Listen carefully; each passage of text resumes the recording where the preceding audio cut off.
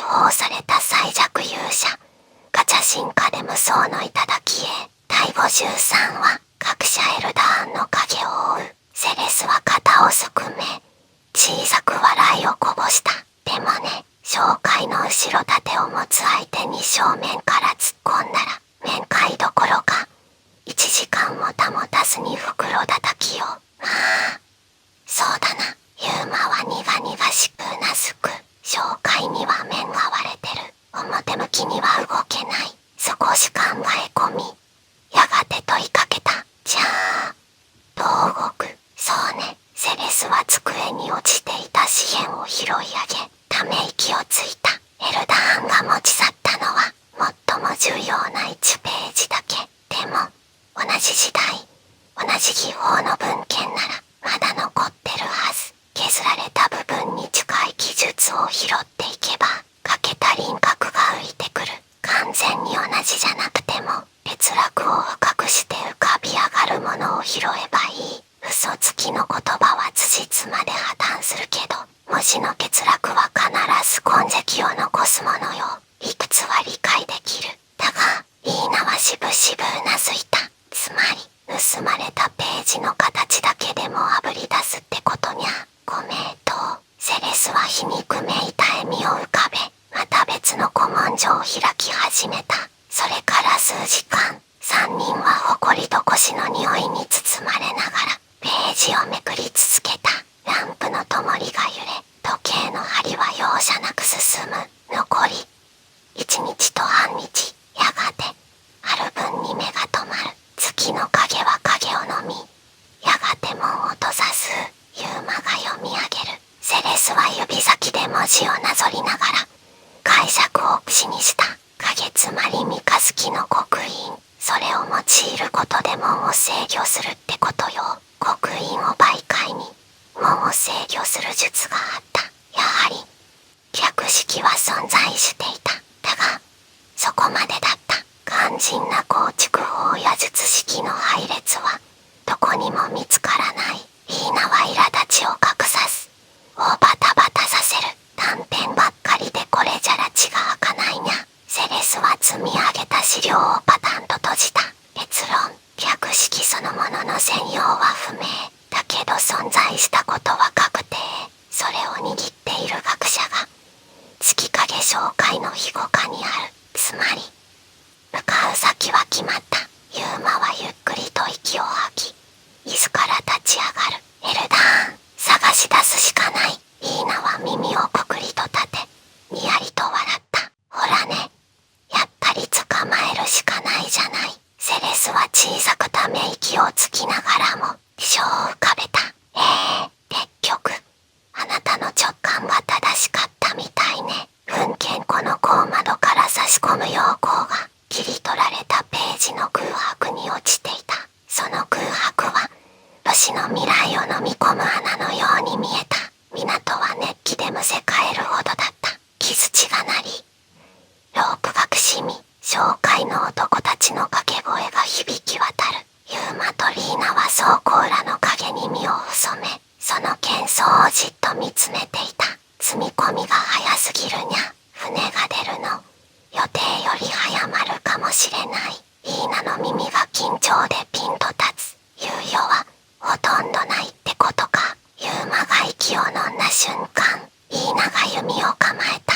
ユーマ、見て。あの木箱の隙間から赤黒い光が染み、空気そのものが震えている。まぐだしかも大量に。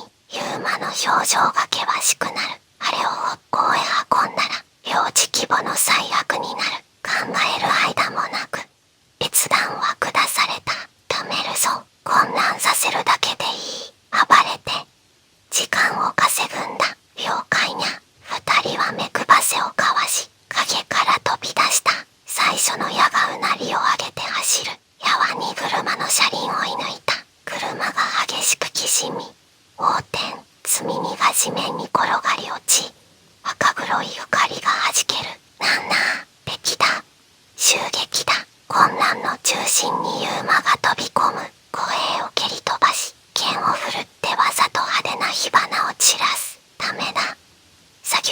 どめろ。マグが暴発するぞ。いや待て。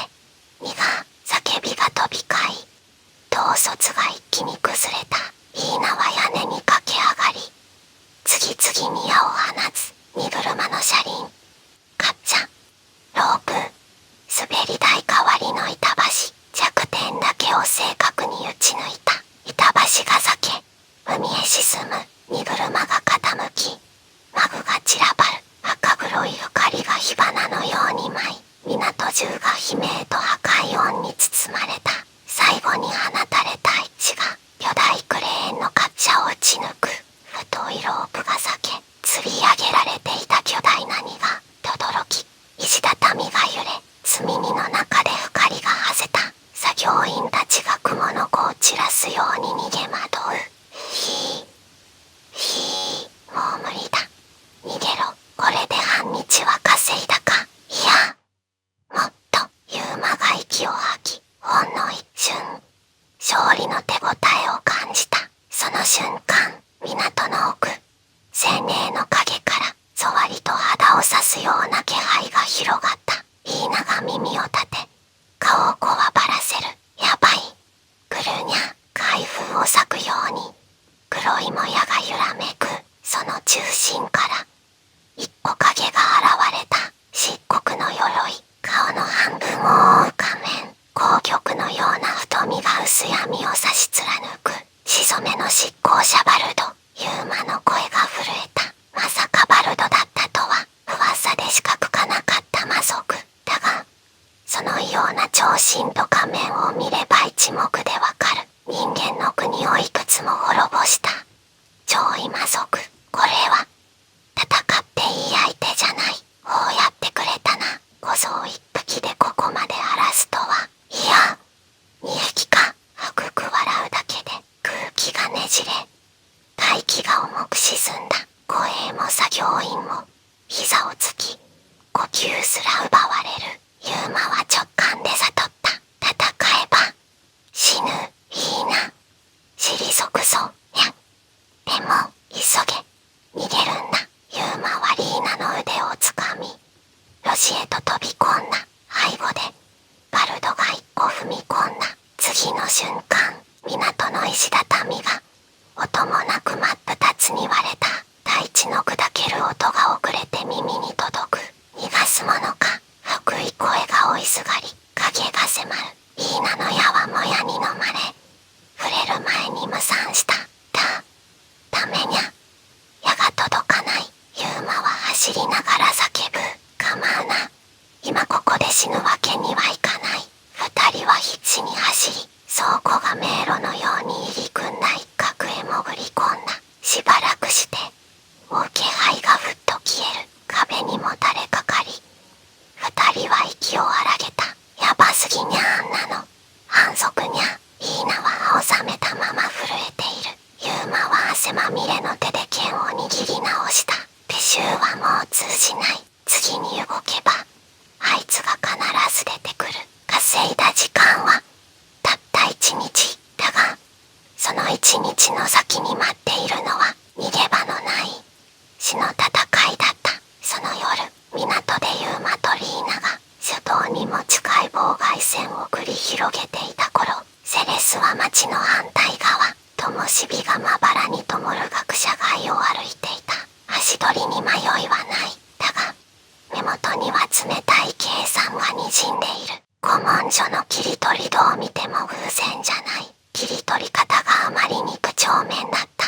まるで宝石を枠から外すみたいにね。羽鳥ごとのようにつぶやきながら指先で小さく空をなぞる。白い息がふっと散り、氷の門が一瞬だけ浮かんで消えた。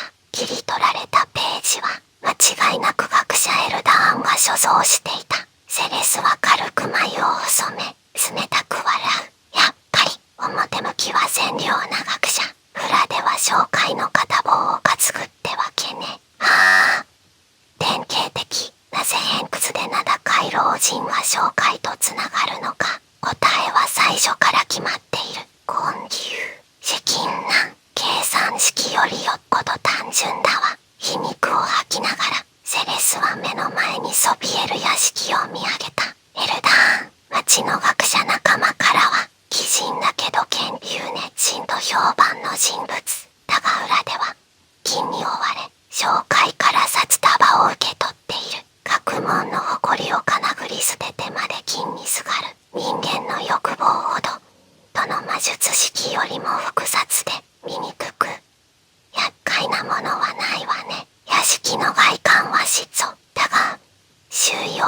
対する護衛の数は明らかに異常だった。セレスは屋根を見上げ、軽く肩をすくめる。善良な研究者の家にしては警戒心が跳ねすぎてるじゃない。氷の魔力で足場を作り、音もなく屋根へと舞い上がる。水底が氷を踏むごく小さなくしみすら焼きに吸い込まれて消えた。窓の鍵に指を触れると、瞬く間に白い霜が広がり、金属が静かにカリンと裂ける。セレスは身を滑らせるように書斎へと忍び込んだ。部屋は書物で埋め尽くされ、用筆とインクの匂いが濃厚に漂